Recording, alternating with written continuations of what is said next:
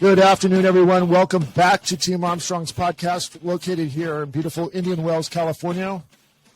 Super glad you have a special guest. You want to introduce yourself to everyone? You got it. My name is Eddy Estrada. I'm a real estate agent and a property management owner. And we manage a number of different properties, both long-term and short-term rentals here in the Coachella Valley. Excellent. So Eddy was introduced to me a while back through who you guys have seen, Shelley Gordon, who is a property manager out here.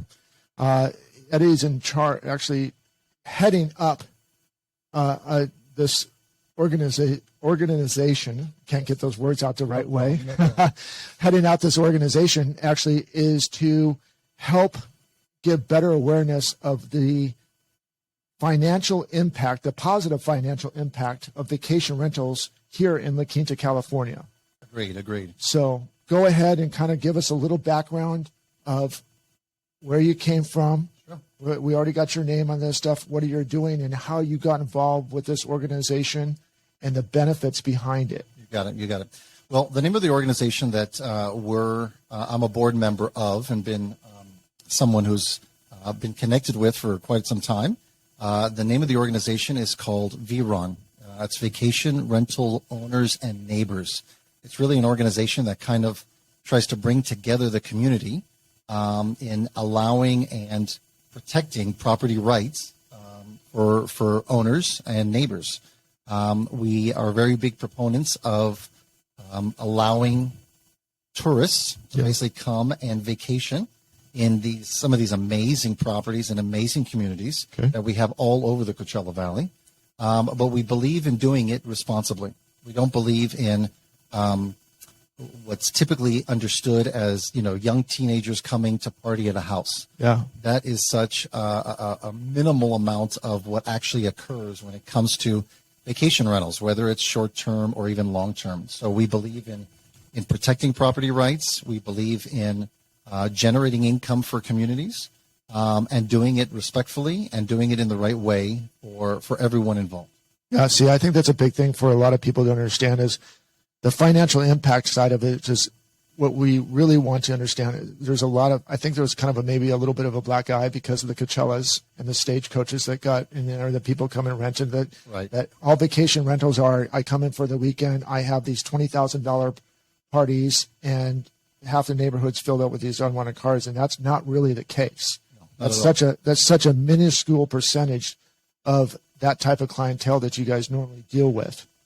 But I think the big thing is what I don't think is really being exposed throughout these communities, not only in La Quinta, but you also have VRONs in Palm Springs and Palm Desert. I think one in Indio as well. In all the cities. All the cities. Yes. And so having you guys in place, obviously, the city is going to regulate whatever the regulations are going to be for that city. Agreed. But helping put together certain criteria for these vacation rentals so it's not just a free-for-all for everybody. But I think your biggest part of it, which I really liked having a conversation with you earlier about, is the financial impact, which really helps the city. And if you can explain a little bit more to that, I didn't know before I talked to you how big of a moneymaker this is, how dependent. It's not a money maker. It's but how dependent cities are on these vacation rentals because there's definitely not enough hotels in this world to supply of this community. So go in a little bit further for that and explain to not only your audience, but our audience as well as why this is so super important to keep these cities afloat, especially when money is drying up all over the place. Agreed. A good example, we'll take the city of La Quinta, for example.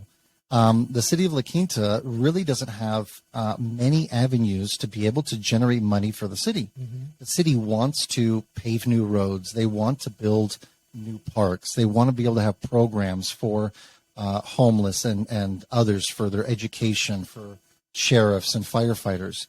But if the city doesn't have a way of generating money, then there's very little the city can do about it. Right. So one of the things that the city people love about the city of La Quinta is the quality of life. Mm-hmm. It's an enjoyable place to live. There's quaint little small shops in Old Town La Quinta. Yep. You have Highway 111 and bigger shops and so forth.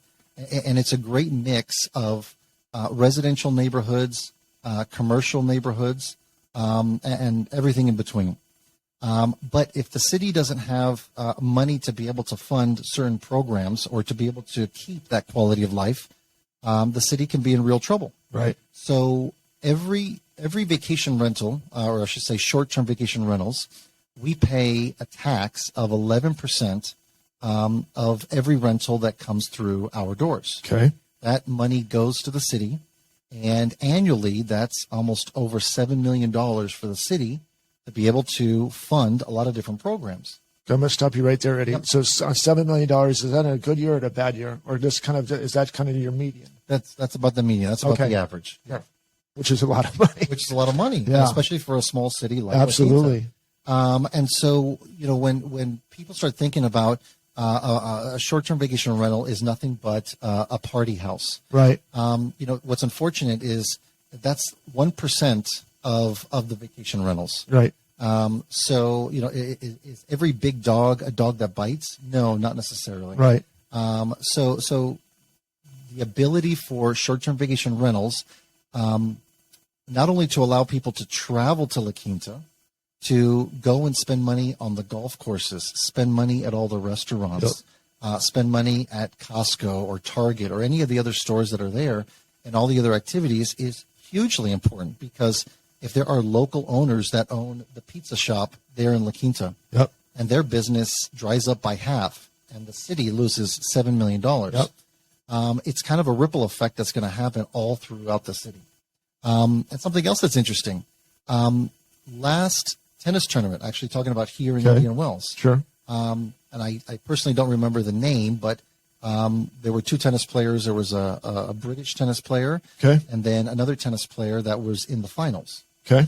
I didn't know it at the time, but we had a guest staying at one of our properties. It was one of the tennis players that was in the finals of the Indian Wells tennis tournament here at the Tennis Garden. So he needed a place to stay. There were no hotels available. Right. He stayed at our vacation rental. We would have loved for him to have won the championship last year. Absolutely. He came in second place, but it wasn't because he didn't have a comfortable bed to sleep in. Right. So that's a perfect example of, we have these great events here in Indian Wells, La Quinta, Indio, other cities. Tourists, whether they're famous tourists or they're a run-of-the-mill family that wants to come and enjoy a pool in the desert sun, they need a place to stay. Right. And that place to stay not only benefits them, benefits the community, and benefits the city. Absolutely. And I think a lot of that, as well as what you mentioned, just go back to this tennis tournament. These guys we do have athletes coming here from golf tournaments that we have in the beginning of the year to tennis tournaments in the middle of the year. Now we're going to have actually hockey in the desert, which is going to be another big thing. Yep. These guys are going to need a place for their families to stay. And you can't just get 4 or 5 people in your family and just like, okay, we're going to get this hotel room, this hotel room, this hotel room. And then that, obviously they pay tax too, and I get that. I'm not going to take that away from them. But they want that to where they're not going to be bombarded by paparazzi and kind of have their little spot into it, as they have some privacy that's not on this guest list of where I'm going, who I'm staying with, and all this stuff. So there's a privacy factor in there for these guys that are paying a premium to have these nice homes, which again are enhancing the city and giving us benefits to our parks, which we all know that have been taking a major hit since this reallocation of funds going to other places. Oh, they don't need that. We need that over here. And so when that money's taken away, people don't understand. It's like, I'm paying these taxes, where they're going to. Well, it's going to someplace else to where we can harbor this money here and actually generate it back in. And if the city were to lose this $7 million, the city still has to go find other avenues to get that money. Yeah. It's not easy to dig up $7 million a year from other places. We had Measure G about a year and a half ago. That was to raise the taxes here in La Quinta. If the city has to go and find other ways, and I hate to think about raising taxes, but the city has to do something to be able to keep all the services and the quality of life that we have. And then also, the pandemic has really changed how people travel. Yeah, for sure.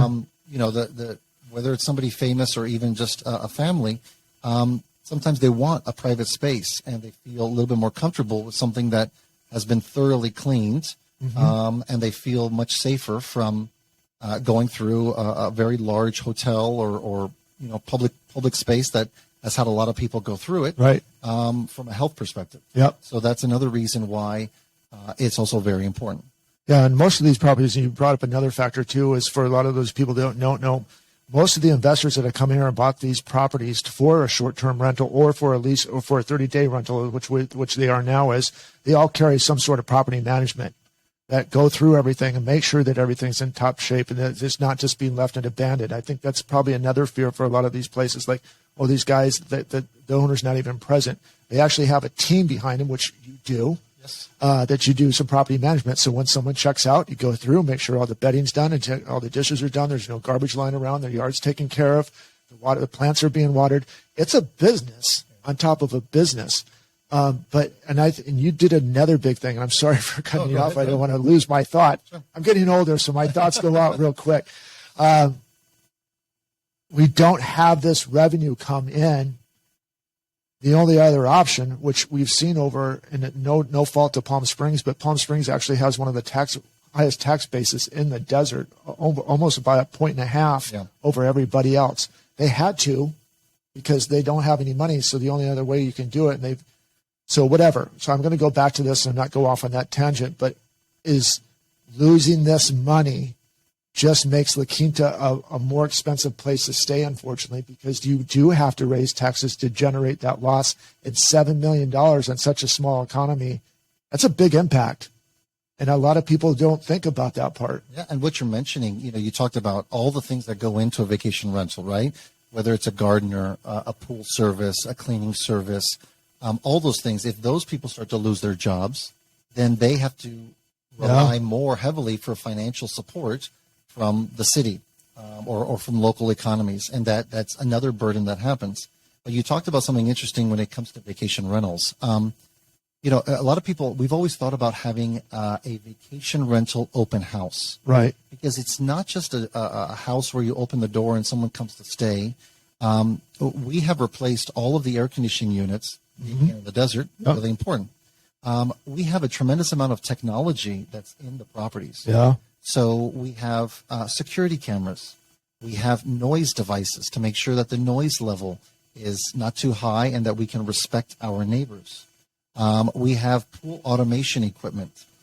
There's a lot of technology that goes into a property so that not only can the guests truly open the door and start enjoying their vacation, but also we make sure that the neighborhood is secure and that there are no other major issues with any of our neighbors and so forth, through all that technology that we put into the property. That's really good too. And then another part to carry on with that as well is what you brought up in our earlier conversation before we got on here today, is if this money goes away, the city no longer, actually what we're going to be talking about, this bill that's coming up that we're hoping that all of you pay attention to this and then you vote on this, and we'll let you know a little bit further of what to vote no or what to vote yes on. However, if this bill doesn't pass for vacation rentals inside of La Quinta, and this is going on all over the desert, but we're just talking about La Quinta today. If this doesn't pass, then it's out of the city's hands. And what happens with that? So that's 100% correct. So today, the city council has the ability to regulate, and they've increased their level of regulation considerably. So a license used to be $200. It's now $1,000. A fine if there was a noise violation used to be $100. Now it's $2,000. So all of those regulations that they put in place have greatly improved any of the bad players that might be running a vacation rental and they're not being respectful of the neighborhood. Right. So if this measure passes, the city council will have absolutely no control over being able to manage, regulate, or even shut down an illegal short-term vacation rental. Okay. So let's take a picture of, let's say we're after the vote, and this ban actually passes. Okay. And you have a house next door, and somebody's playing loud music. Your first inclination might be to call the city and say, "Look, something's going on at my neighbor's house. They have a lot of loud music, and it's not appropriate.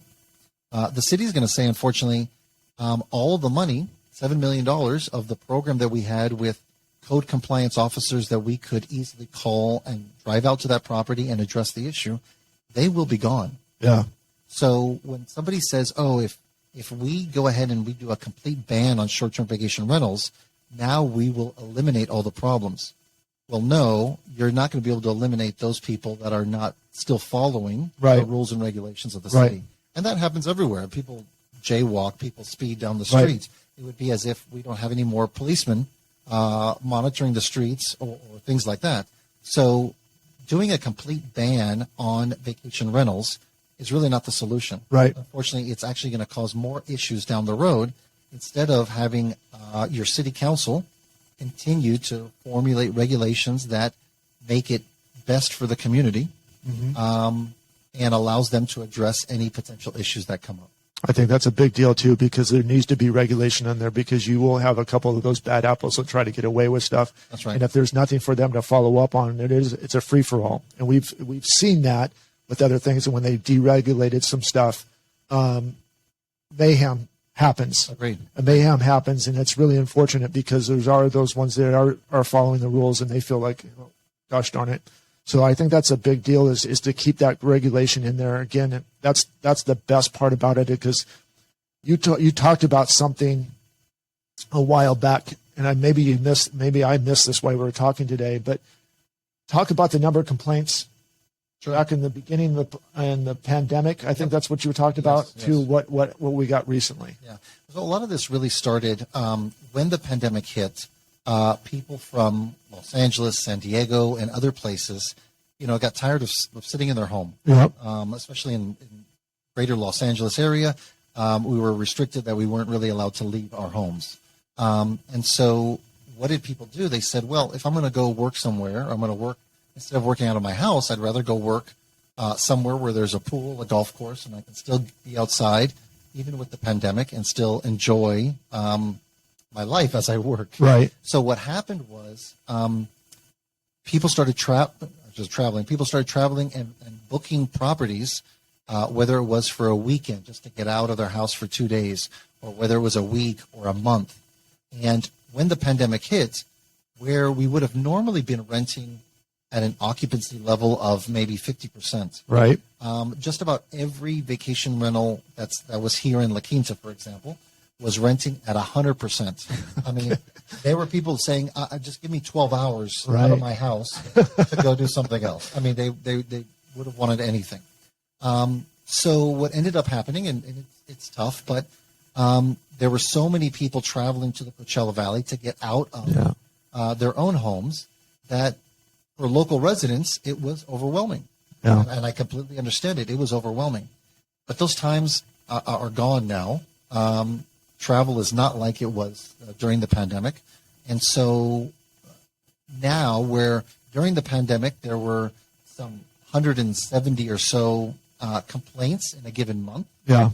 Now, if we look at how many complaints there were last month, and so now we're looking at August 2022, there were a total of 6 complaints. And those 6 complaints weren't all noise related. I think 2 or 3 of them were for administrative purposes, that they didn't renew their license or they didn't do something. The other 2 or 3 were for some other reason. So if you can imagine, 6 total complaints to the city for over, I think it's over 1,000 vacation rentals. Is there really a problem, or what's going on here? Right. So 6 complaints is almost the same as nothing. It's really good to have, and I think that comes back to is because they were regulated. And so it could have been a licensing issue. It could have been just a whatever. Yeah. So those complaints are not really a noise issue or anything like that. There you go. So that part of it is a big deal. So I think that's a big deal to notice, because I think a lot of people think if I get a short-term rental, then I'm have to be called a something like this. A lot of things people don't really understand is how much people pay for these vacation rentals.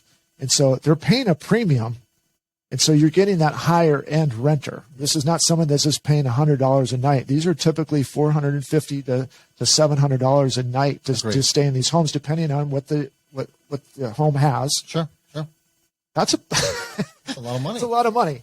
So people are coming to pay for nice things to have in their house. So it's not, as I said to you, it's not coming into and getting in 4 cases of Bud Light and some Fireball and have. That's right. That's right. And if they're paying that much to stay there, you can imagine how much they're paying to golf, to tennis, or to go to some of the events or concerts at night or restaurants. Yeah. They're here to spend money. The city, I think there was a financial survey done about how much money is spent in the city of La Quinta. And from a tourist perspective, there's roughly around $170 million in tourist dollars are spent, whether it's at the pizza place, at an event, at a restaurant. That's a lot of money for some of the local restaurants and businesses to lose, all because when somebody wants to come and travel out here, there's nowhere to stay. Yeah. And that's always been the ongoing problem. It will be a problem for a long time. You just can't build enough hotels to keep that way and have the amenities that a lot of these guys are looking for. But these guys have been coming out to the desert for a long, long time to kind of stay in these type of vacation homes, and it's a second home. Another thing, what it really does is help our economy. Is not only is people come out here for the first time, stay out here for a weekend, or maybe stay for a couple of weeks, they end up falling in love with this community and end up buying homes out here.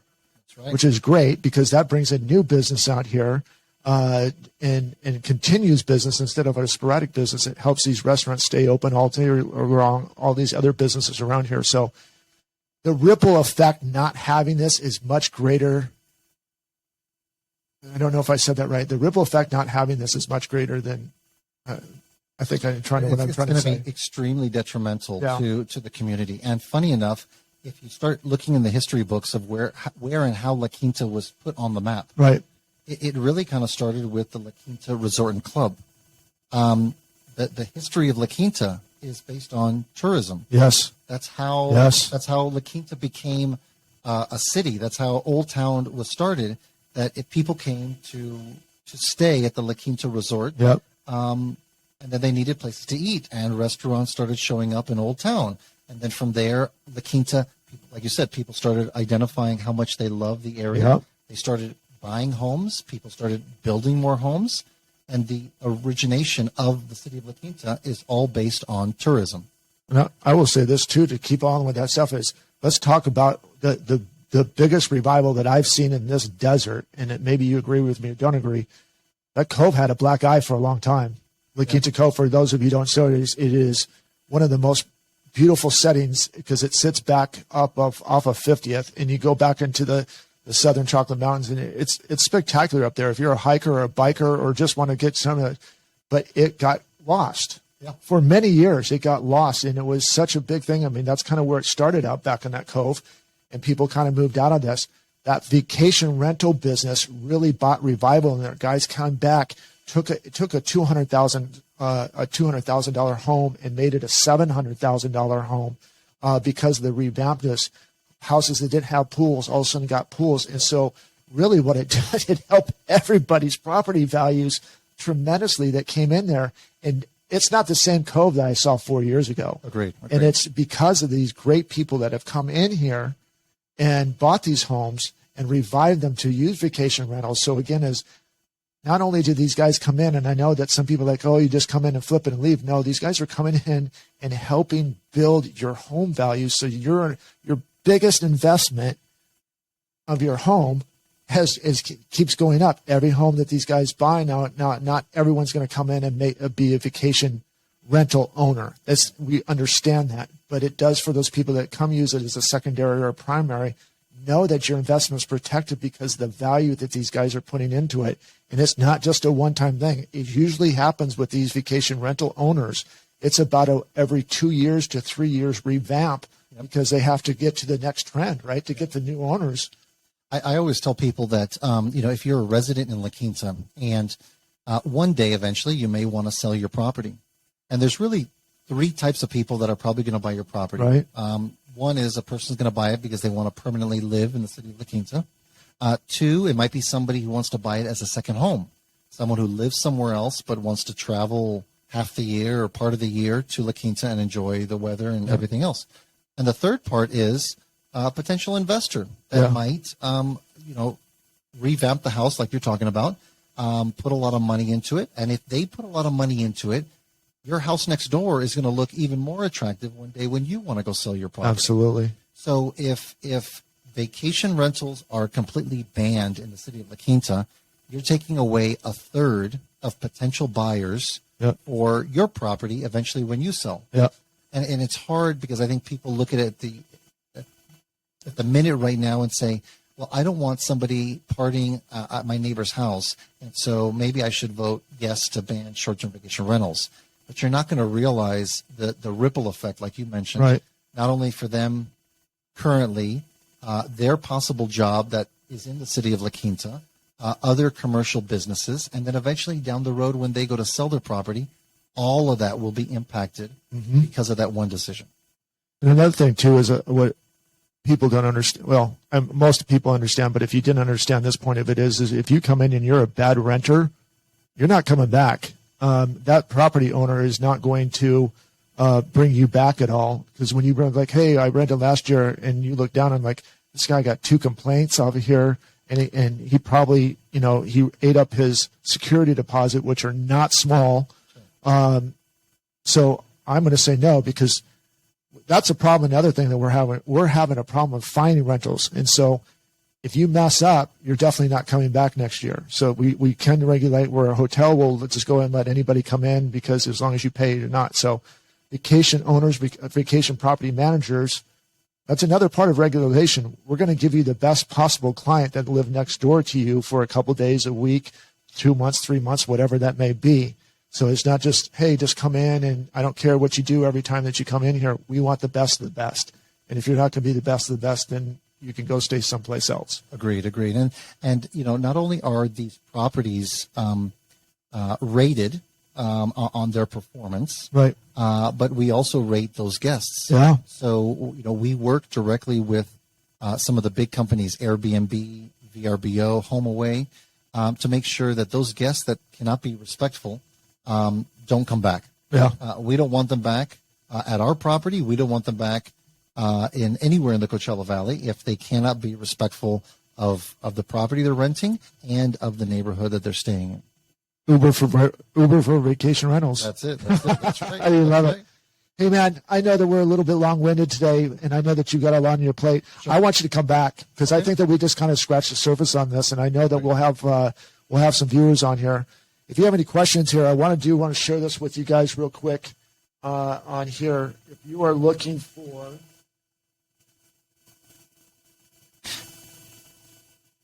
Can I mention when you bring this up and show this? Go ahead.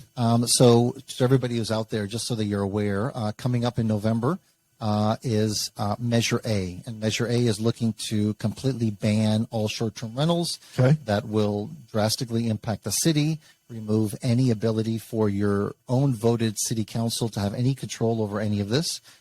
So our strong belief is that banning anything never does anything positive. Right.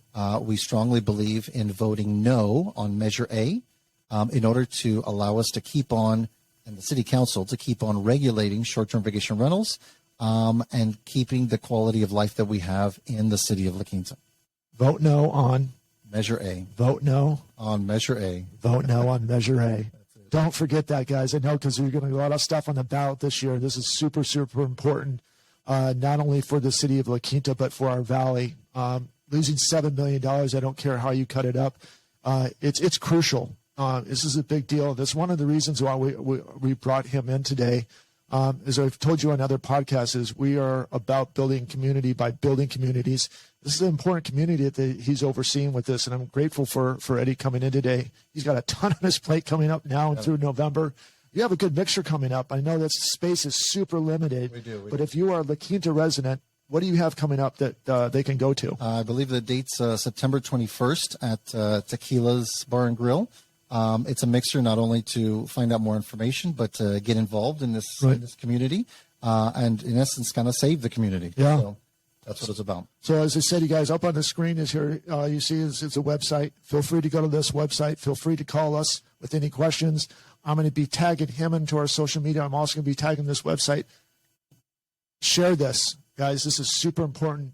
Even if I know some of you are not living in the city of La Quinta.